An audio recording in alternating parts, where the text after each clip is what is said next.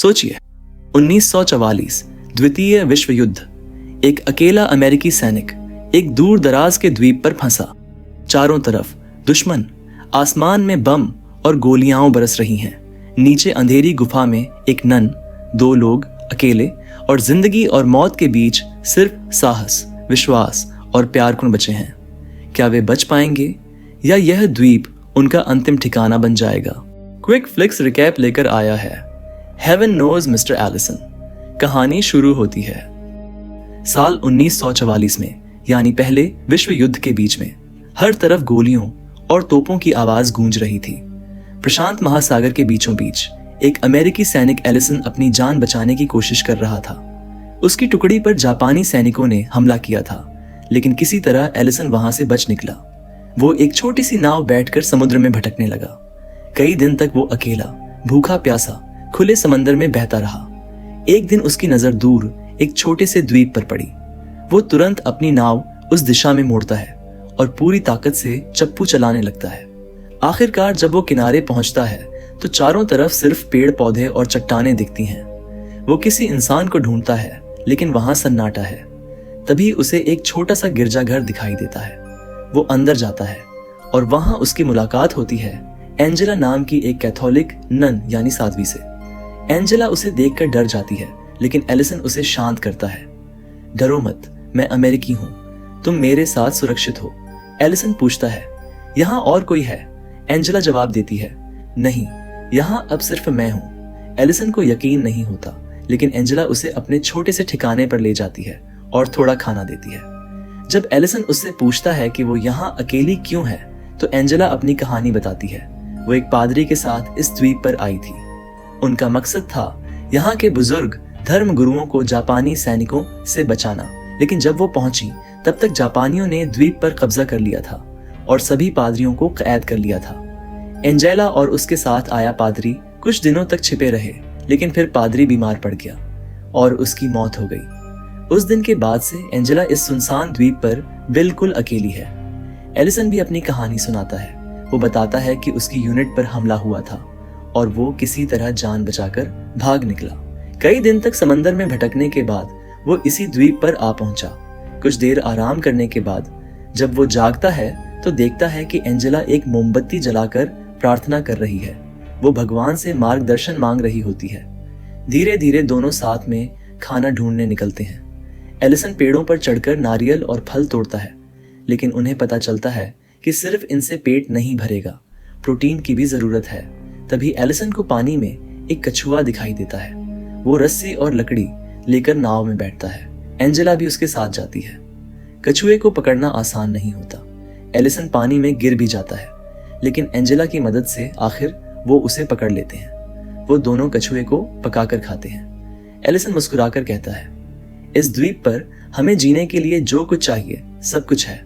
अगर कोई हमें बचाने नहीं भी आया तो भी हम यहाँ जिंदा रह सकते हैं। एंजेला मुस्कुराकर पूछती है, घर पर कोई तुम्हारा इंतजार कर रहा है? एलिसन जवाब देता है, नहीं, मैं अनाथ हूँ। बचपन से ही एक अनाथालय में बड़ा हुआ हूँ। जब बड़ा हुआ तो अपनी देश सेवा के लिए सेना में भर्ती हो गया। एंजेला धीरे से कहती है, मैं भी एक अनाथ थी, लेकिन मुझे भगवान पर भरोसा था, इसलिए मैंने अपना जीवन उन्हीं की सेवा में लगा दिया। अगले ही दिन आसमान में अचानक एक जापानी लड़ाकू विमान दिखाई देता है। एलिसन तुरंत घबरा जाता है। उसे पता था अगर उन्हें देख लिया गया तो उनकी जान खतरे में पड़ सकती है। वो तुरंत एंजेला का हाथ पकड़ता है और कहता है, हमें कुछ दिनों के लिए छिपकर रहना होगा। मैंने पास में एक गुफा देखी है, वहीं सुरक्षित रहेंगे।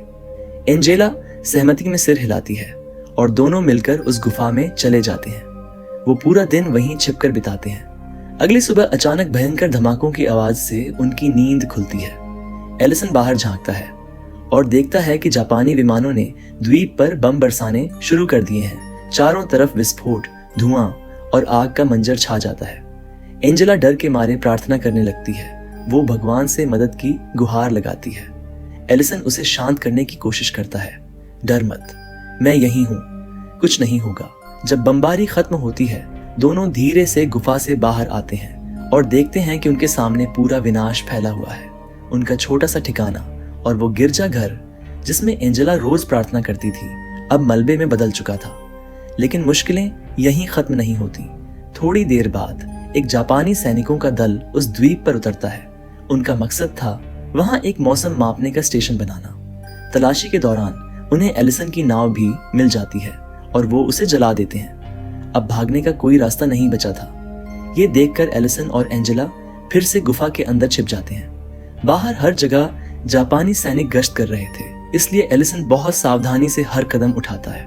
वो एंजेला से कहता है, तुम गुफा के अंदर गहराई में रहो, मैं पहरा दूंगा। हाथ में छोटी सी चाकू लिए वो पूरी रात जाग कर पहरा देता है। किस्मत से जापानी सैनिक उस गुफा के अंदर नहीं आते। कुछ दिन बाद वो द्वीप से वापस चले जाते हैं। लेकिन इस सब के बाद एंजेला का दिल अब थक चुका था। वो कहती है, एलिसन, शायद अगर मैं खुद जापानियों के सामने चली जाऊं तो वो मुझे नुकसान नहीं पहुंचाएंगे और शायद इससे तुम्हें भागने का मौका मिल सके। एलिसन तुरंत एंजेला की बात ठुकरा देता है। वो कहता है, नहीं, ये बहुत खतरनाक है। अगर तुम जापानियों के सामने गई तो वो तुम्हें भी नुकसान पहुंचा सकते हैं। दोनों फैसला करते हैं कि वो छिपकर ही रहेंगे। उस रात जब चारों तरफ सन्नाटा होता है, एलिसन चुपचाप गुफा से बाहर निकलता है। वो सोचता है, अगर थोड़ा खाना होता तो कुछ दिन और जी सकते हैं। वो समंदर के किनारे जाकर मछली पकड़ने लगता है, लेकिन तभी पास में कुछ जापानी सैनिक दिखाई देते हैं। एलिसन तुरंत जमीन पर गिरकर मरा हुआ होने का नाटक करता है। सैनिक उसे देखकर कुछ देर तक झांकते हैं, फिर सोचते हैं कि शायद ये कोई लाश है और वहां से चले जाते हैं। एलिसन धीरे धीरे उठता है, एक मछली पकड़ता है और गुफा में लौट आता है। वो मछली एंजेला के साथ साझा करता है, लेकिन एंजेला असहज हो जाती है। वो कहती है, मैं जब से नन बनी हूँ मैंने मांस या मछली खाना छोड़ दिया है, लेकिन भूख से हालत इतनी खराब होती है कि वो मजबूरी में थोड़ा सा खा लेती है। कुछ ही देर में उसकी तबीयत बिगड़ जाती है और वो सब कुछ उलट देती है। उसे उल्टी हो जाती है। भूखी पेट, थकी हुई, वो भगवान से प्रार्थना करते हुए सो जाती है। अगले दिन सुबह एलिसन फिर से बाहर निकलता है, इस बार जापानियों के कैंप को करीब से देखने के लिए। वो अपने चेहरे पर मिट्टी और कालिख मल लेता है ताकि उसे कोई पहचान न सके। धीरे धीरे रेंगते हुए वो कैंप के अंदर घुस जाता है। उसका इरादा था थोड़ा सा खाना या राशन चुराकर वापस लौटने का। रात का समय था, सब कुछ शांत, लेकिन तभी एक जापानी सिपाही उसकी तरफ आता है। एलिसन सांस रोके वहीं छिपा रह जाता है। वो पूरी रात वहीं दुबका रहता है ताकि पकड़ा ना जाए। सुबह होते ही जब सैनिक बाहर कसरत करने निकलते हैं, एलिसन मौके का फायदा उठाता है और खाने से भरा एक बैग उठाकर धीरे धीरे कैंप से बाहर निकल जाता है। सुबह जब एंजेला की आंख खुलती है, वो देखती है कि एलिसन गुफा में नहीं है। वो घबरा जाती है। उसे लगता है कि शायद एलिसन को जापानियों ने मार दिया है। उसकी आंखों से आंसू बहने लगते हैं। लेकिन कुछ ही देर बाद एलिसन सुरक्षित और सकुशल वापस लौट आता है। एंजेला राहत की सांस लेती है, मगर गुस्से में कहती है, तुम बिना बताए बाहर कैसे चले गए? एलिसन मुस्कुराता है और वादा करता है, अब कभी तुम्हें बताए बिना कहीं नहीं जाऊंगा। अगले दिन एलिसन एंजेला को एक छोटा सा फूल और कंघी तोहफे में देता है। एंजेला ये देखकर मुस्कुरा उठती है। शायद कई महीनों बाद उसे किसी ने इतना अपनापन दिखाया था। फिर एलिसन धीरे से पूछता है, क्या तुमने कभी सोचा है कि अगर तुम नन नहीं बनती तो एक आम जिंदगी कैसी होती? एंजेला कुछ पल चुप रहती है, फिर कहती है, मैंने अब तक अपना आखिरी वचन नहीं लिया है। हमारे चर्च में हमें फैसला लेने के लिए 5 साल का समय दिया जाता है, लेकिन मेरा मन अब भी भगवान के साथ है। तभी बाहर से आवाजें सुनाई देती हैं। दोनों सावधानी से बाहर देखते हैं और देखते हैं कि जापानी सैनिक अब द्वीप से जा रहे हैं। दोनों के चेहरों पर खुशी छलक उठती है। आखिरकार वो आजाद हो गए थे। कैंप में बचे हुए राशन से अब खाने की भी कोई परेशानी नहीं थी। उस शाम एलिसन एंजेला से अपने दिल की बात कहता है। वो कहता है, मैंने अपनी पूरी जिंदगी अकेले बिताई है, लेकिन अब मैं तुम्हारे साथ खुश रहना चाहता हूँ। जब ये युद्ध खत्म होगा, क्या तुम मुझसे शादी करोगी? एंजेला ये सुनकर सन्न रह जाती है। वो कुछ देर चुप रहती है, फिर धीरे से कहती है, एलिसन, मैं तुम्हारी बहुत इज्जत करती हूँ, लेकिन मैंने खुद को भगवान को समर्पित किया है। मैं उस वचन को तोड़ नहीं सकती। एलिसन का दिल टूट जाता है। एंजेला माफी मांगती है, लेकिन माहौल भारी हो जाता है। रात को दोनों साथ में खाना खाते हैं। एलिसन को जापानियों के कैंप से मिली एक शराब की बोतल मिलती है। वो गुस्से और उदासी में पीने लगता है। धीरे धीरे वो नशे में धुत होकर कहता है, हम यहाँ अकेले हैं, इस वीरान द्वीप पर, बिल्कुल आदम और हव्वा की तरह। ये सुनकर एंजेला के चेहरे पर दर्द उतर आता है।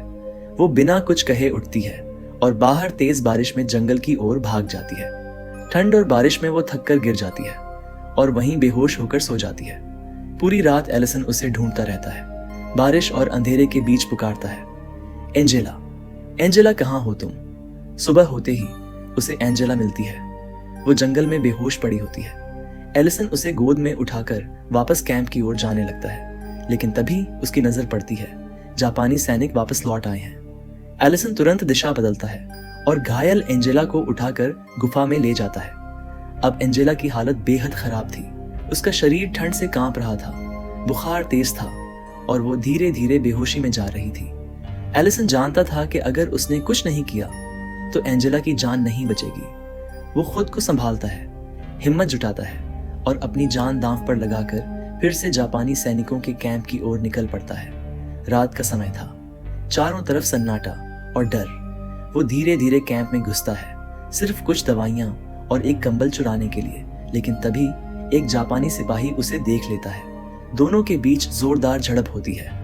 एलिसन खुद की जान बचाने के लिए मजबूर होकर उस सिपाही को मार देता है। सांस फूली हुई, आंखों में डर और हाथों में खून लिए वो किसी तरह शव छिपाकर गुफा की ओर भागता है। गुफा में पहुंचकर वो एंजेला के गीले कपड़े बदलता है, उसे दवा देता है और पहली बार अपने जीवन में भगवान से दुआ करता है। आंखों से आंसू बह रहे थे। वो सच में उसे खोना नहीं चाहता था। सुबह होते ही एंजेला को होश आता है। वो कमजोर आवाज में पूछती है, मेरे कपड़े किसने बदले? एलिसन चुपचाप जवाब देता है, मैंने। और फिर रात में कही अपनी कड़वी बातों के लिए माफी मांगता है। एंजेला मुस्कुराकर कहती है, मैं तुम्हें माफ करती हूँ। लेकिन जैसे ही सुकून लौटने लगता है, अचानक बाहर से जोरदार धमाका गूंजता है। एलिसन बाहर भागता है और देखता है कि जापानी फिर से उस द्वीप पर बमबारी कर रहे हैं। शायद उन्हें उस सिपाही की लाश मिल गई थी। वो एंजेला के पास लौटकर सब बताता है। एंजेला टूट जाती है। वो घुटनों पर गिरती है और रोते हुए भगवान से माफी मांगने लगती है। तभी गुफा के बाहर जापानी सैनिकों की आवाज आती है, अगर अंदर कोई है तो बाहर आओ, वरना हम ग्रेनेड फेंक देंगे। एलिसन और एंजेला एक दूसरे की आंखों में देखते हैं। डर, बेबसी और मौत का साया चारों तरफ था। एंजेला हाथ जोड़कर प्रार्थना करने लगती है। उसे यकीन हो चुका था कि अब उनका अंत करीब है। लेकिन तभी अचानक बाहर और भी जोरदार बमबारी शुरू हो जाती है। धरती कांपने लगती है और जापानी सैनिकों की चीखें गूंजने लगती हैं। कुछ बड़ा हो रहा था बाहर, बहुत बड़ा। एलिसन बाहर भागता है ये देखने के लिए कि आखिर क्या हो रहा है। और तभी उसे आसमान में उड़ते हुए अमेरिकी फाइटर जेट्स दिखाई देते हैं। अमेरिकी नौसेना ने आखिरकार उस द्वीप पर हमला शुरू कर दिया था।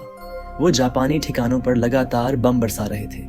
ये नजारा देखकर एलिसन और एंजेला दोनों की आंखों में खुशी के आंसू आ जाते हैं। आखिरकार अब शायद उनकी आजादी का वक्त आ गया था। लेकिन एलिसन जानता था कि खतरा अभी टला नहीं है। वो एंजेला से कहता है, अमेरिकी सैनिकों को अभी भी जमीन पर उतरना मुश्किल होगा, क्योंकि जापानियों ने इस द्वीप पर 4 भारी तोपें छिपा रखी हैं। एंजेला उसे देखती है और कहती है, भगवान अमेरिकियों की मदद करेगा। एलिसन मुस्कुराता है और जवाब देती है, हाँ, लेकिन भगवान उन्हीं की मदद करता है जो खुद कोशिश करते हैं। फिर वो बिना समय गंवाए युद्ध क्षेत्र की ओर दौड़ पड़ता है। धुएं, गोलियों और आग के बीच से गुजरते हुए वो एक एक करके सभी तोपों को नष्ट कर देता है। इस दौरान वो बुरी तरह जख्मी हो जाता है, लेकिन उसकी इस बहादुरी से सैकड़ों अमेरिकी सैनिकों की जान बच जाती है। कुछ देर बाद अमेरिकी नौसेना बमबारी रोक देती है और सैनिक सुरक्षित रूप से द्वीप पर उतर आते हैं। अब चारों तरफ सन्नाटा और जीत की हवा थी। एंजेला बाहर निकलती है और दौड़कर एलिसन के पास पहुंचती है। वो उसके घावों को साफ करती है, कपड़े से खून रोकने की कोशिश करती है। एलिसन उसकी आंखों में देखकर मुस्कुराता है और कहता है, शायद अब विदा कहने का समय आ गया है, शायद हम फिर कभी न मिलें। एंजेला आंसू भरी आंखों से कहती है, भले ही मैं अपना जीवन तुम्हारे साथ न बिता सकूं, लेकिन मेरा दिल हमेशा तुम्हारे साथ रहेगा। इसी पल अमेरिकी सैनिक द्वीप पर झंडा गाड़ते हैं और माहौल में जीत की गूंज फैल जाती है। नौसेना का कप्तान एलिसन को जीवित देखकर दंग रह जाता है, क्योंकि वो तो सोच चुके थे कि एलिसन अब इस दुनिया में नहीं है। एलिसन को स्ट्रेचर पर ले जाया जाता है। एंजेला चुपचाप उसके पीछे चलती है। दोनों के बीच कोई शब्द नहीं, सिर्फ एक गहरा अपनापन था।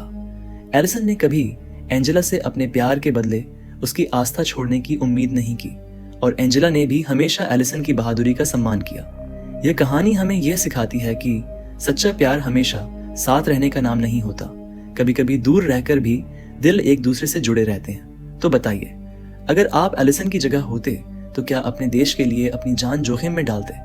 अपनी राय नीचे कमेंट में जरूर बताइए।